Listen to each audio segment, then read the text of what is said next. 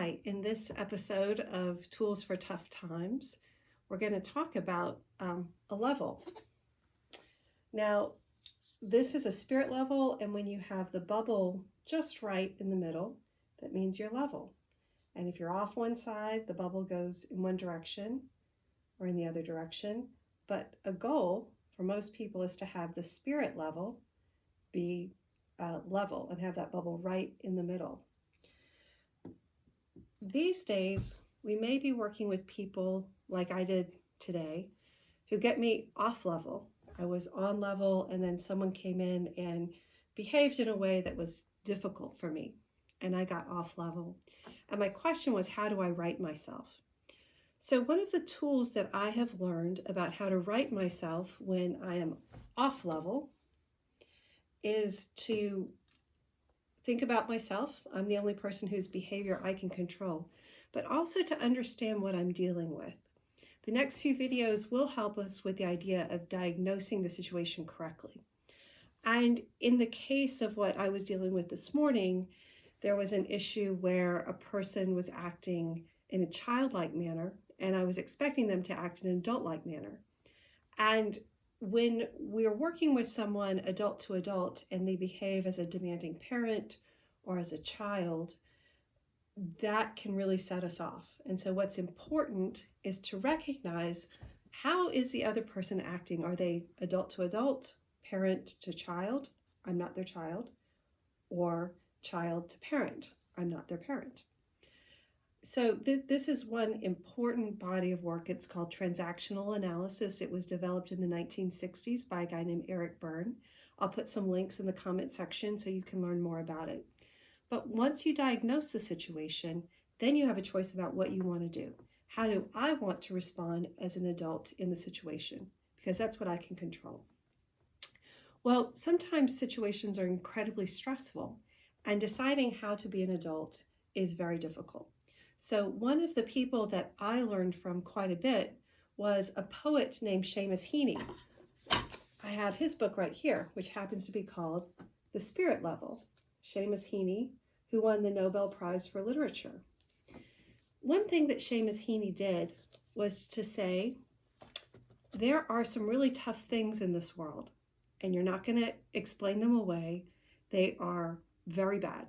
And not only are they very bad, in the future, there will be other bad things that will happen. This is 100% true. But he said, if you just focus on the bad and ignore all that is marvelous about life, you'll become cynical and you won't bring your best self or your best ideas to the table.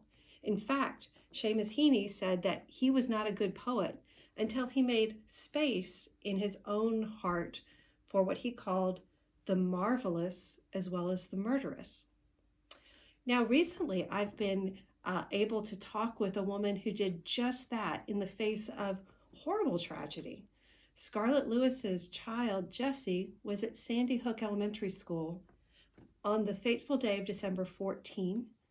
He did the incredible. He stood up in front of the shooter and yelled to the other children in his classroom, run. 9 children were saved, and Jesse perished. Scarlett, Jesse's mom, had a choice. She had just faced the murderess. Her child was murdered. And she said, I am going to choose love. I am going to focus on what is marvelous about life, and I'm going to make that choice several times a day. In fact, she wrote a book called Nurturing Healing Love. How many people do you know do that in the face of their child's murder? This is extraordinary. This is extraordinary. When people choose to remember the marvelous in face of the murderous, that's a choice that they make, and it can lead to some amazing differences in our world. Now, one thing that Scarlett said was in Jesse's room after he died, he left a note for his brother. It says, have a lot of fun. Having a lot of fun, even in the face of very real difficulties, even in the face of people getting on your very last nerve, having fun is really important because it helps us balance the murderous as well as the marvelous. And we need that spirit leveling if we're going to bring our best selves to a trying situation that may not resolve itself overnight. So in conclusion, I'd like to read a poem from the spirit level. It's called The Rain Stick, and I happen to have one right here. Let's see. It's one of these things. Hear that? There's seeds inside of it that make this difference. So here's the poem by a Nobel laureate. Upend the rain stick, and what happens next is a music that you would never have known to listen for. In a cactus stalk, downpour, sluice rush, spillage, and backwash come flowing through. You stand there like a pipe being played by water. You shake it again lightly, and diminuendo runs through all its scales like a gutter stopping trickling. And now here comes a sprinkle of drops out of the freshened leaves, then subtle little wets off of grass and daisies, then glitter drizzle, almost breaths of air. Upend the stick again. What happens next is undiminished for having happened once, twice, 10, 1,000 times before. Who cares if all the music that transpires is the fall of grit or dry seeds through a cactus? You are like a rich man entering heaven through the ear of a raindrop. Listen now again. I wish for you the marvelous in the face of the murderous. Make that choice and join some amazing people around the world who are changing the world for the better.